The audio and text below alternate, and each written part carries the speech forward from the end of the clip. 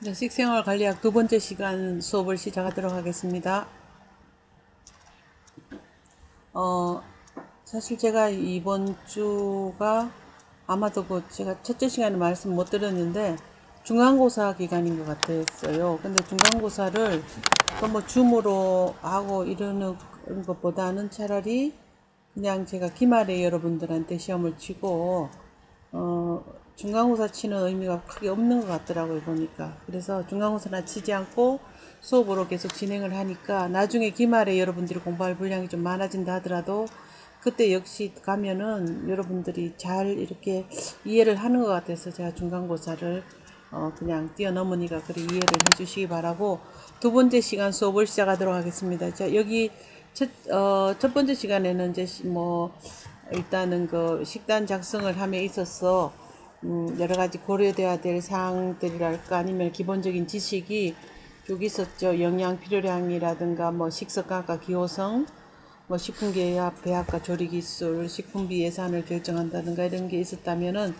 이번 시간에는 이제 식품의 목청량과 음식 종류별 식재료의 분량에 대한 것을 알아보도록 하겠습니다. 목청량이라면은 눈으로 대충 짐작하는 양을 얘기를 하는 겁니다. 그것과 음식 종류별로 이제 식재료의 분량은 어떻게 쓰는가 이렇게 하는 것이 표 5-1과 표 5-2인데 오늘 뒷부분에 나옵니다. 그래서 목청량은 눈대중으로 짐작하는 양을 말한다 되어 있고 음식을 만들려면은 식품에 대한 기본적인 지식과 음식에 맞는 조리법, 각종 식품이나 조미료의 계량, 가열 시간이나 조리 온도를 정확하게 해야 할 필요가 있는데 식당 작성에 있어서 음식 종류별 1인 식재료 1인 분량을 확인이 필요하고 이거는 여러분들 책을 참고로 이제 하시면 되겠습니다. 그래서 이제 음식을 또 만들려면은 이제 목청량도 또 중요하겠지만 실제적으로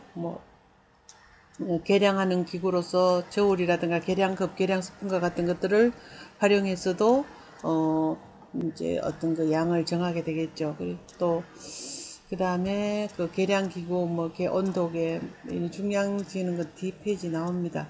그 다음에 요건 뒤에 가서 다시 제가 설명을 드리고 제가 뒷부분을 갖다가 앞으로 다시 돌아오는 경우에는 이 녹음 시간들이 사실 이렇게 없어져 버리더라고요. 그래서 제가 한 40분 녹음을 해도 나중에 보니까 10몇 분 녹음되는 게 이 페이지를 왔다 갔다 하니까 앞에 가는 경우와 뒤로 가면은 뒤에 부분이 다 지워져 버려서 이런 것 같더라고요. 그래서 그냥 제가 페이지대로 나가는 게 옳을 것 같아서 그냥 하기로 하고 그래서 5-1과 5-2에 대한 설명은 다음 페이지 넘어가서 설명을 다시 하도록 하겠습니다. 가식부율은 뭔가 하면은 이제 먹을 수 있는 비율이죠, 그죠? 그래서 먹을 수 있는 거고 건물의 팽창률이니까 건물, 그러니까 마른 어떤 마른 그 물건이란 얘기입니다. 미역이라든가 쌀 말랐다, 고사리, 나물 이런 것들이 얼마만큼 팽창되는가 하는 것을 여러분들이 이제 알아야 되겠죠. 예를 들어서 콩을 불리면은 3배가 부러진다. 또 미역은 7-8배가 불 커진다. 이러한 것들이 있죠. 쌀 같은 경우에는 한 1.2에서 1.5배 정도. 그것도 햅쌀이냐 또 묵은 살이냐에 따라 틀리겠지만 이러한 것들은 여러분들이 기본적으로 아셔야 될 부분들입니다. 식품에 있어서 폐기량이 많은 식품은 가격이 싸도 실제적으로는 먹을 수 있는 가식부의 양이 적기 때문에 이러한 식품을 선택하는 것은 합리적인 식생활이라고 할 수가 없다. 그래서 이 가식부율에 대한 건 표 5-3에 나옵니다. 그 다음 평소에 마른 재료를 많이 사용하는 거, 마른 재료를 건물이라고 본다면은 불리거나 삶았을 때의 양을 알면은 재료의 분량을 환산할 수 있어 많은 분량을 준비하는 것이 편리하다. 이렇게 해서 표 5-4가 있는데 이 가식부율이라면은 총 중량 빼기 폐기량을 하면은 이제 총 가식부량이 되겠죠. 또 폐기율은 폐기량 나누기 총 중량 이렇게 해서 나누고 가식부율이라면은 가식부 먹을 수 있는 양 나누기 총 중량을 곱하기 볼게요. 여기 보면은 주요 식품별 목청량이 나옵니다. 그 눈으로 측정하는 양인데 식물성 식품과 동물성 식품 이렇게 나뉘어 본다면은 흰밥인 경우에 한 공기는 중량은 210g, 고구마 중간 크기는 200에서 240g, 감자는 60에서 70g. 만약에 쭉 간다면은 달걀 같은 경우는 중간 크기가 45에서 50g, 보통 50g 정도를 보고, 그죠? 그 다음에 밀가루 한 큰술은 무게로는 5g이고 부피로는 이제 뭐 15ml 정도가 되겠죠. 수북하게 하면 15g이 되고, 콩가루 미나리 한 단, 미나리도 뭐 단위, 이거는 사실은 단위라는 게 어떤 단위인지 모르기 때문에 이거는 되게 모호한 표현이 될 것 같고, 토마토 중간끝 크기가 120에서 150, 풋고추는 중간끝가 약 8g, 뭐 콩은 어떤 콩이냐에 따라 또 틀리겠죠, 그죠? 그런 뭐 배 중간 크기 200, 사과는 160에서 200 정도. 그 다음에 설탕 한 큰술은 약 12g. 그 다음에 식초 한 큰술은 10g. 뭐 이렇게 나뉘어줍니다. 보통은 뭐 이렇게 1 테이블 스푼 한 큰술은 15g이다 이렇게 하는데 조금씩 차이가 있네, 그죠? 그리고 된장 같은 경우에는 또 더 이렇게 어떤 뭐라고 무게는 더 많이 나간 페이스트 형식으로 되어 있다 보니까 들어가는 여러 가지 그 물질의 함량이 있어서 비중이 더 높게 나올 수가 있겠고, 동물성 식품 같은 경우에는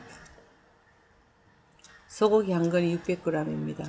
그 다음에 닭고기 같은 경우는 뼈를 포함해서 한 대가 뭐 2000g이다. 한 마리라는 얘기가 되겠죠. 뼈를 포함한다면은.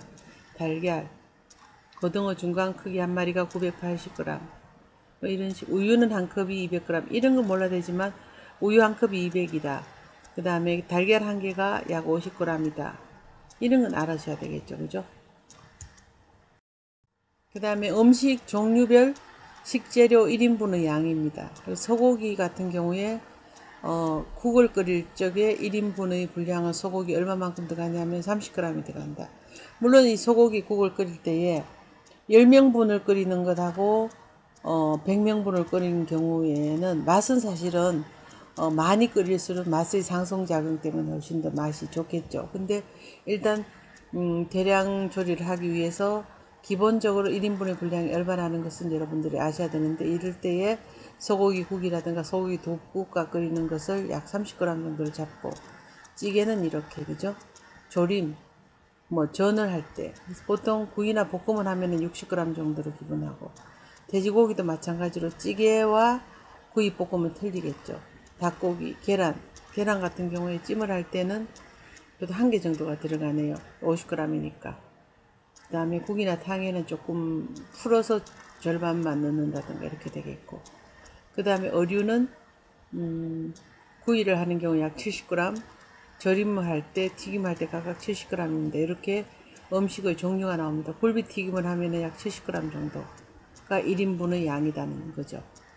그 다음에 해조류나 채소류 같은 경우, 채소밥은 콩나물밥 같은 경우에 콩나물 70g을 1인분의 분량으로 하게 되겠고, 요거를 국을 끓일 경우에 감자 호박국, 아욱국, 우거지국 같은 경우에는 30에서 70g 정도가 된다는 얘기입니다. 이거는 한국영양학회에서 2006년도에 음식물 섭취율을 100% 기준으로 할 때 이러한 양을 정한다는 것입니다.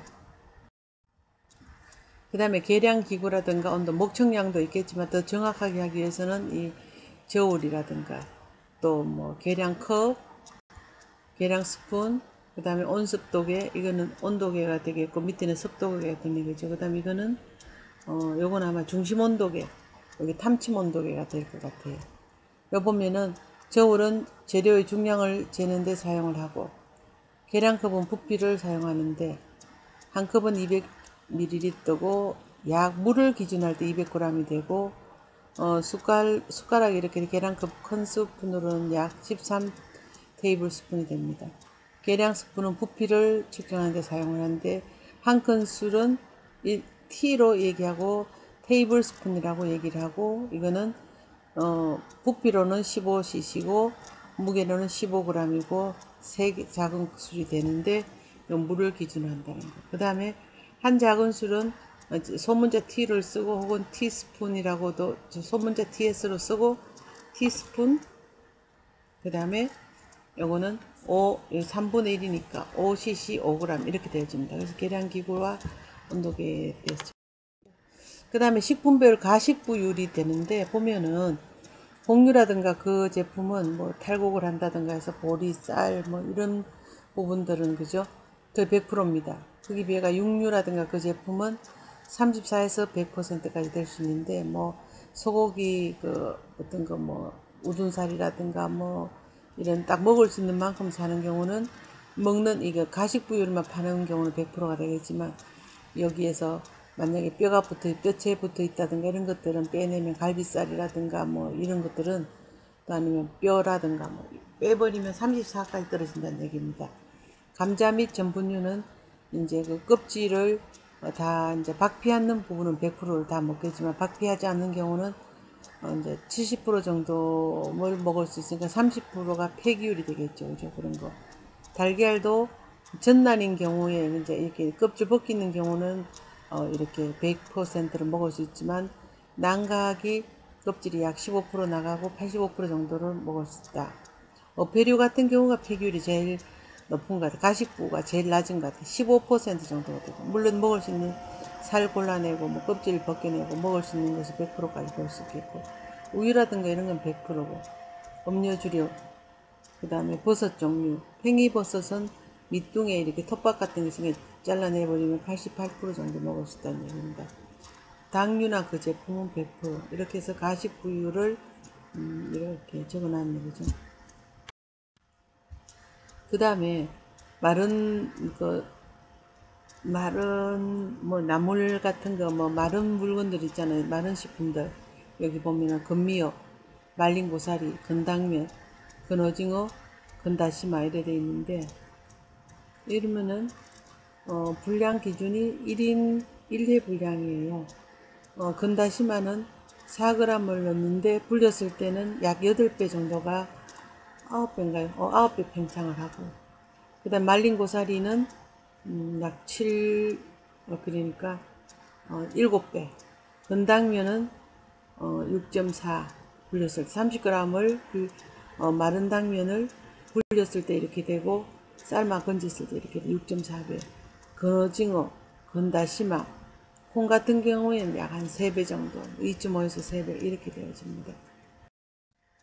그 다음에 이제 이 계절식품은 원래 제철의 식품을 사용을 하면은 영양적으로도 풍부하고 맛도 좋고 가격도 싸고 이러기 때문에 실제적으로 집단급식소나 뭐 우리 일반 가정에서도 식단을 작성을 할 적에 가급적이면은 제철 식품을 선택하는 것이 이런 좋은 점들 때문에 선택을 하게 되는 것이죠. 그죠? 그 하는 것이 가격도 싸고 영양도 우수하고 또 그 다음에 이제 그 어떤 그 맛도 좋고 이렇게 된다는 얘기입니다.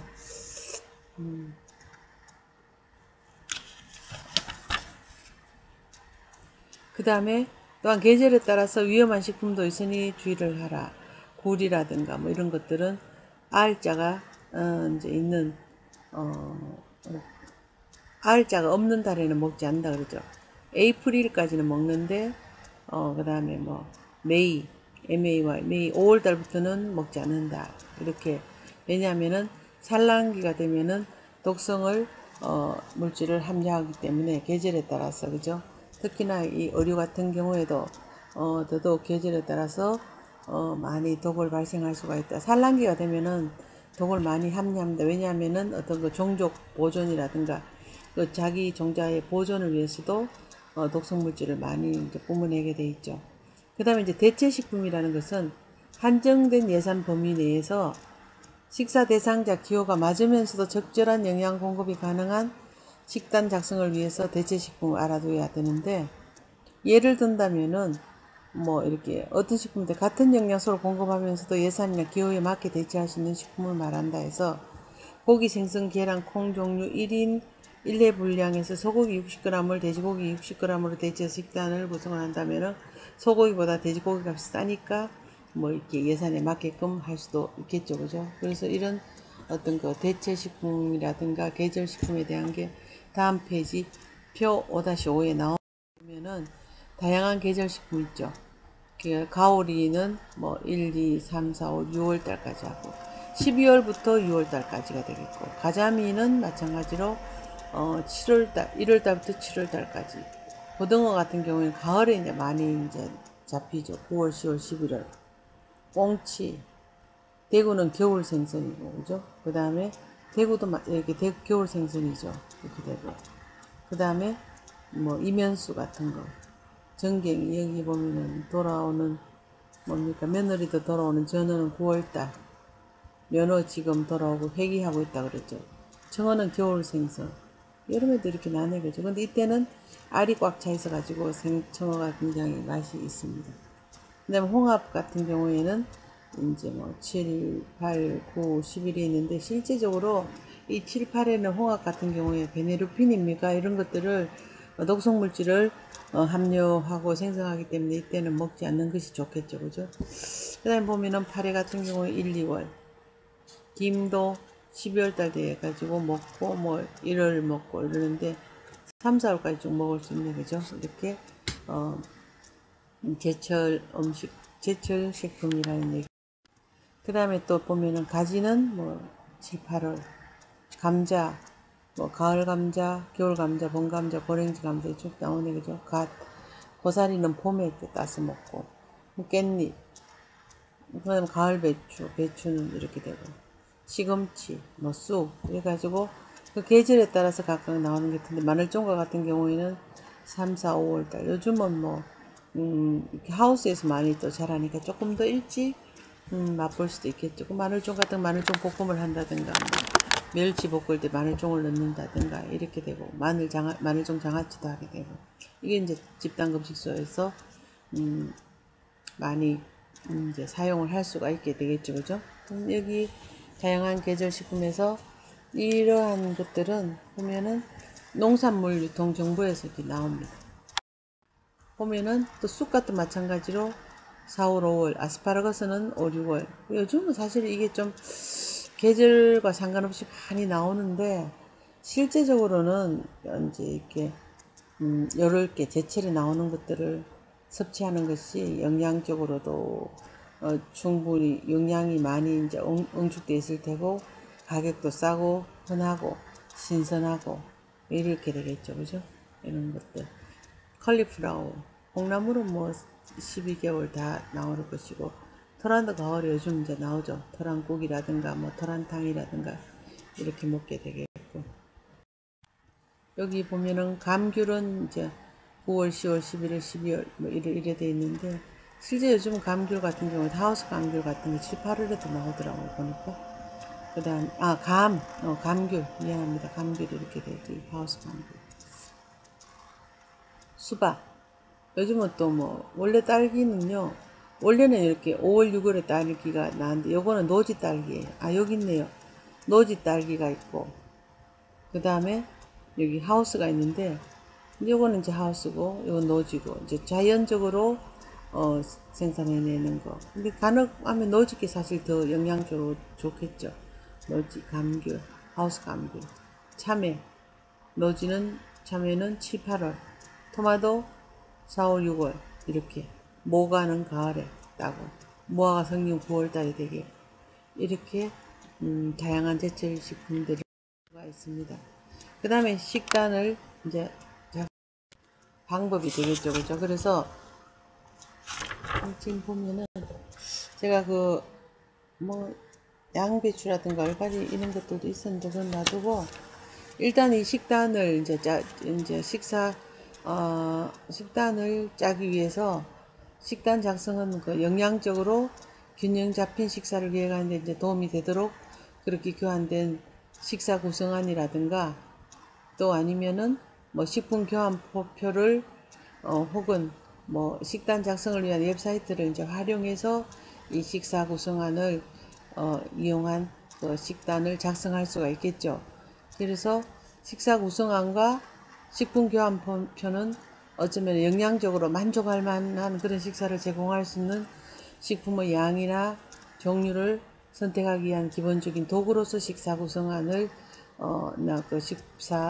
식품 교환표를 이용을 합니다. 그래서 여러분들이 이 식단 작성을 할 적에 항상 식품 교환표나 아니면 식사 구성안을 가지고 서로 이제 이렇게 교환을 하면서 선택을 하는데 뭐 A 타입이다, B 타입이다 이렇게 다음에 쭉 보면은 식사 구성안을 할 적에 이제 식단을 작성하는 과정들이 있겠죠. 일반인들이 뭐 식사 구성을 쉽게 할 수 있도록 한다든가, 식품군별로 일회 분량을 정하여 제시한다든가, 연령별로 각 식품군에서의 섭취 권장 횟수를 제시한다든가 이렇게 해서 이러한 것들은 조금 전에 제가 표로 보여드렸던 거에서 식품군별로 일회 분량을 정한다든가 하는 것을 이제 참고를 해서 보면 됩니다. 그리고 연령별로도 마찬가지로 섭취 권장 횟수, 만약에 어린이 같은 경우에 하루 3번을 먹으면은 어린이들, 그렇게 미취학 어린이들은 많은 양을 먹지 못하기 때문에 하루 동안 필요한 열량을 공급할 수가 없습니다. 그러면은 하루에 뭐 5번을 먹게 한다든가, 그 다음에 또 중간에 간식을 준다든가 이렇게 해서 권장 횟수를 제시를 하겠죠. 그렇게 해서 이 식사 구성안을 작성하기 위해서는 실제적으로 어떤 거 뭐 일일 에너지 필요량을 산출을 하고, 그 다음에 또 식품군별로 하루 동안 권장 섭취량을 주는 그 횟수를 또 정합니다. 그 다음에 이 어떤 그 섭취 권장 횟수를 세끼니하고 간식으로 또 나누고, 그 다음에 그걸 나누고 나면은 그 세끼니의 음식의 종류라든가 식재료 분량을 결정을 해야 되겠죠. 그렇게 한다든가 해서 그 다음에 식단표를 작성을 하고, 식단표가 제대로 됐는지 아닌지에 대한 식단을 또 평가를 하게 돼 있고, 그 평가를 해가 다시 피드백을 해요. 피드백을 해서 이게 제대로 됐는지 안 됐는지, 하루 동안의 필요량을 제대로 공급을 했는지 이런 것들을 전부 이제 그 체크를 하게 되어져 있는데, 실제적으로 뭐 하루 동안의 에너지 필요량 같은 경우에는 표에도 나오고, 또 보건복지부라든가 한국영양학회라든가 이런 데서 한국인의 영양 섭취 기준이 2015년도에 개정되는 기준과 같은 것들이 책에 잘 나와 있습니다. 그러면 그런 것을 보고 실제 구성원들의 식사를 제공받는 구성원들의 일일 에너지 필요량과 이에 해당하는 식사 권장 패턴을 이제 하면 되는 거예요. 그래서 뭐 유아들이 뭐 1세에서 뭐 만 6세까지다. 그다음 아니면 우리 책에는 보면 만 5세까지를 유아라고 보는데, 실제적으로 미취학 어린이들 만 6세까지를 유아라고 봅니다. 그렇게 해서 이제 뭐 연령이 뭐 1, 2세는 키가 86이다.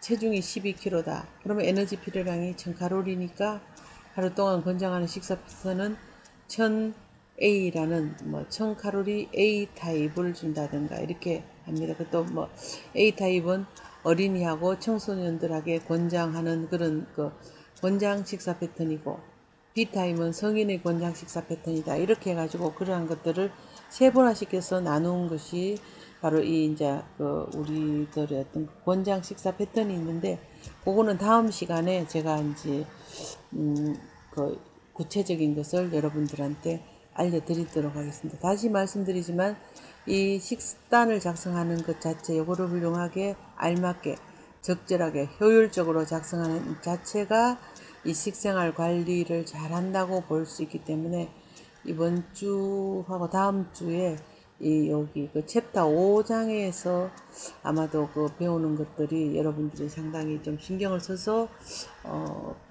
강의를 들어야 될 부분들이고, 책이 있다면은 여러분들 교재에 뭐 147, 148, 149 이렇게 이제 가는 그 부분들을 많이 좀 활용을 하면 돼요. 그리고 교재에 대해서 다시 말씀을 드리면은, 아마도 이 책을 못 구한 사람들이 좀 많이 있는 것 같은데, 제가 이 출판사에 확인을 했습니다. 출판사 확인을 하니까 출판사에서는 아마 재판 다시금 어떤 거 보완 작업을 해서 새로 개정판을 낸다고 그래요. 그리고 개정판을 내기 전에는 이제 있던 책들을 다 판매를 해야 되기 때문에 다 판매가 되고 없다고 그럽니다. 그래서 여러분들이 먼저 책을 구한 사람이 있으면은 그 책을 같이 본다든가, 또 많은 다른 방법으로 여러분들이 뭐 효율적으로 얼마든지 뭐 공유할 수 있는 방법들은 있으리라고 생각을 하기 때문에, 그렇게 해서 여러분들이 사실 이 식생활관리학 책은 여러분들이 영양사로 진학을 이렇게 진로를 결정했다면 꼭 한 권 정도가 있어야 될 부분인데, 그거를 여러분들의 어떤 현명한 판단으로 어떻게 구매를 할 수 있으면 좋겠습니다. 지금 출판사에는 일단은 이게 지금 그 출판사에서 재고량이 없다고 그럽니다. 여러분들 참고로 아시기 바라고, 일단 오늘 수업은, 오늘 수업이 아니고 둘째 시간 수업은 여기까지 하도록 하겠습니다. 자, 수고 많으셨습니다.